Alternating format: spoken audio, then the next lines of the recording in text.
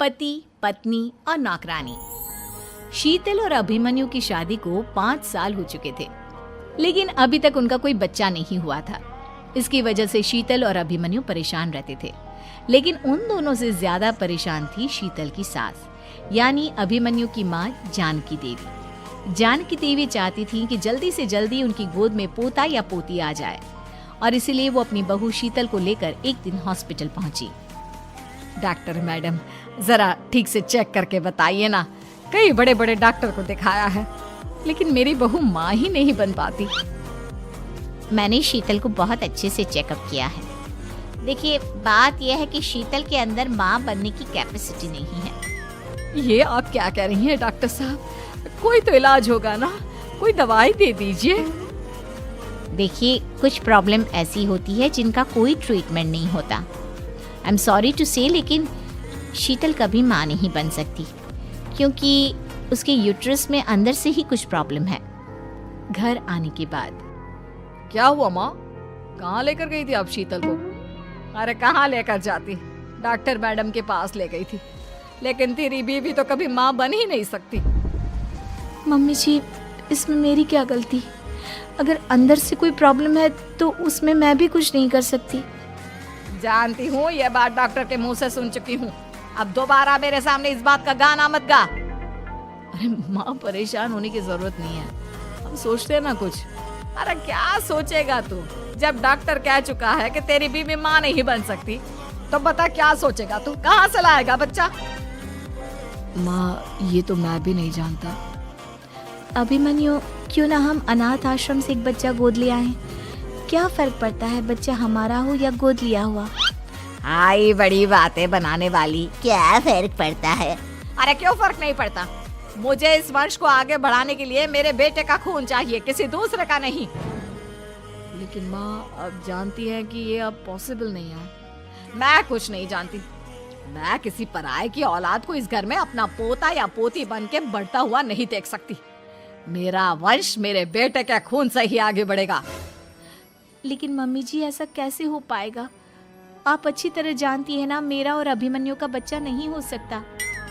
तो मैं अपने बेटे की दूसरी शादी करवाऊंगी, और अपनी दूसरी बीवी से ये मुझे बच्चा पैदा करके देगा।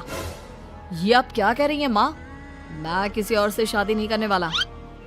मेरे रहते हुए आप अभिमन्यु की शादी किसी और से करवाएंगी? मम्मी जी, आप ऐसा कैसे कर सकती हैं?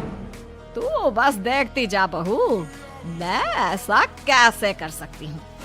कुछ दिनों के बाद, अभिमन्यु, मैंने तेरे लिए लड़की ढूंढ ली है। माँ, मैं आपको कितनी बार समझाऊं? मुझे किसी से शादी नहीं करनी है। पहले मेरी बात सुन। ये जो चमेली है ना, हमारे घर में काम करने आती है, वो तुझसे शादी करने के लिए तैयार है। मम्मी जी, आप अभिमन्यु की शादी एक नौकरानी के साथ करवाएंगी? वो इसलिए क्योंकि चमेली दिखने में बहुत खूबसूरत है, बच्चा भी सुंदर ही होगा। मम्मी जी, लेकिन एक बच्चे के लिए अपने बेटे की शादी नौकरानी के साथ करवाना, क्या ये सही है? अगर अभिमन्यु ने शादी नहीं की ना, तो मैं अपनी जान दे दूंगी। अब देख लो, अगर तुम्हें अपनी माँ की जान प्यारी है तो तुम्हें इस नौकरानी के साथ शादी करनी ही होगी। इस तरह जानकी देवी अपने बेटे अभिमन्यु की शादी नौकरानी चमेली के साथ करवा देती है। कुछ दिनों के बाद, नौकरानी से मालकिन बन के तो मजा आ गया। अब तो मैं इस घर की मालकिन हूँ। देखो, अपने आप को ज्यादा मालकिन समझने की कोशिश मत करो। एक बार तुम्हारा और अभिमन्यु का बच्चा इस दुनिया में आ जाए, उसके बाद तुम इस घर से हमेशा के लिए चली जाना। अरे जाओ जाओ, किसी और के आगे बातें बनाना। एक बच्चा तो पैदा नहीं कर सकी। बढ़िया है, जाओ जाकर मेरे लिए कॉफी बना कर लाओ। नौकरानी मैं हूँ या तुम? मम्मी जी, देखिए ना शीतल मुझसे किस तरह से बात कर रही है। शीतल, तुम्हें पता है ना चमेली प्रेग्नेंट है, मेरे बेटे के बच्चे की माँ बनने वाली है। वो जैसा कहती है वैसा करो। लेकिन मम्मी जी, वो मुझे नौकरों की तरह ट्रीट कर रही है। अरे तो करेगी ना, वैसे भी बहू तुम हो किस काम की? एक बच्चा तो पैदा नहीं कर सकती। जाओ अब घर के सारे काम करो और चमेली को आराम करने दो। थैंक यू मम्मी जी, भगवान आपका भला करे। आप नहीं होती तो मैं नौकरानी से महारानी कैसे बनती। देखो, तुम्हें जो चाहिए सब मिलेगा। खूब खाओ पियो, मजे की जिंदगी जियो, लेकिन बस मुझे एक बच्चा पैदा करके दे दो।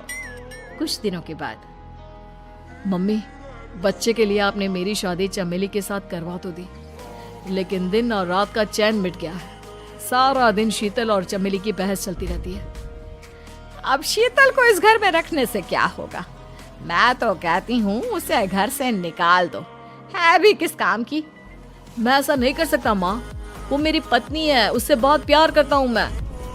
तुम्हारी पत्नी चमेली है, चमेली, उससे प्यार करो। अरे तुम्हारे बच्चे को जन्म देने वाली है वो। अभिमन्यु, मैं खुद ही इस घर से चली जाती हूँ। वैसे भी अपने ही घर में नौकरों की तरह रहकर परेशान हो चुकी हूँ। घर की नौकरानी मेरे ऊपर हुक्म चलाती है, वो तुम्हारी पत्नी बन चुकी है। अब मेरा इस घर में क्या काम? अभिमन्यु के बार बार रोकने पर भी शीतल उस घर से चली जाती है। कुछ दिनों के बाद चमेली एक बच्चे को जन्म देती है। भगवान ने मेरी सुन ली, मेरे बेटे का घर भर गया, इसका अपना बच्चा इस दुनिया में आ गया। मम्मी जी, बच्चे को हाथ लगाने से पहले मेरी एक शर्त तो सुन लो। तुम कहना क्या चाहती हो चमेली? आपकी मम्मी को बहुत शौक था ना अपने पोते को खिलाने का। अब देखो, इस दुनिया में हर चीज की कोई ना कोई कीमत तो होती है। तुम अपनी आधी प्रॉपर्टी मेरे नाम कर दो, बच्चा तुम्हारे नाम। अरे लेकिन मैंने अपने बेटे से तुम्हारी शादी करवाई है, अब ये सौदेबाजी कहाँ से आ गई? जो औरत अपनी बहू को घर से निकाल कर एक नौकरानी के साथ अपने बेटे की शादी करवा दे, वो तो सौदेबाजी कर ही सकती है ना। उसका कैसे भरोसा कर सकते हैं? मुझे बस आप लोगों की प्रॉपर्टी चाहिए, उसके बाद ही बच्चे को आप हाथ लगा सकते हैं। मैंने कहा था ना मम्मी, आप गलत कर रही हैं। देखिए, उसका नतीजा आपके सामने है। जब शीतल को पता चलता है कि अभिमन्यु और चमेली का बच्चा दुनिया में आ गया है, तो वो अपने घर पहुंचती है। अभिमन्यु, कहाँ है आपका बच्चा? क्या मैं उसे देख सकती हूँ? कुछ भी मत पूछो शीतल, माँ की हुई एक गलती हम लोगों पर भारी पड़ रही है।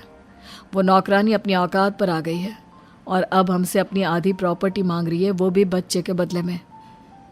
एक बात कहूँ अभिमन्यु, आप उससे कुछ भी देने से मना कर दो। अरे कैसी बात कर रही हो? मेरे बेटे की औलाद है उसके पास, ऐसे कैसे मना कर दे? मम्मी जी, वो अभिमन्यु का बच्चा नहीं है, वो चमेली और उसके बॉयफ्रेंड का बच्चा है। ये तुम क्या कह रही हो शीतल? ये देखिए वीडियो, चमेली और उसका बॉयफ्रेंड आपस में बातें कर रहे हैं कि उन दोनों ने मिलकर आपको बेवकूफ बनाया है और अब इस बच्चे के बदले आपसे प्रॉपर्टी भी हड़प लेंगे। हे भगवान, ये मुझसे क्या हो गया? ना तो बच्चा मिला और अपने बेटे की नौकरानी के साथ शादी करवा दी सो अलग। अब क्या होगा? मुझे माफ कर दो शीतल, मेरी वजह से तुम्हें बहुत तकलीफ हुई है। अभिमन्यु, मैंने कहा ना, उस नौकरानी को उसके बच्चे सहित इस घर से बाहर निकाल दो। लगता है मेरे अभिमन्यु का बाप बनने का सपना अधूरा ही रह जाएगा। अभिमन्यु, अपनी मम्मी से कहो कि परेशान ना हो। आपको याद है एक बार हम एक IVF सेंटर गए थे, मैंने फिर से वहां जाकर बात की थी और आपको पता है इस बार मैं प्रेग्नेंट हूँ, क्योंकि हमने वहां पर प्रोसीजर करवाया था जिसकी वजह से मैं प्रेग्नेंट हो गई थी। और इस बात का पता मुझे बस कुछ महीने पहले ही लगा है। हमारा बच्चा इस दुनिया में आने वाला है अभिमन्यु। मुझे माफ कर दो शीतल बहू, मुझसे बहुत बड़ी गलती हो गई।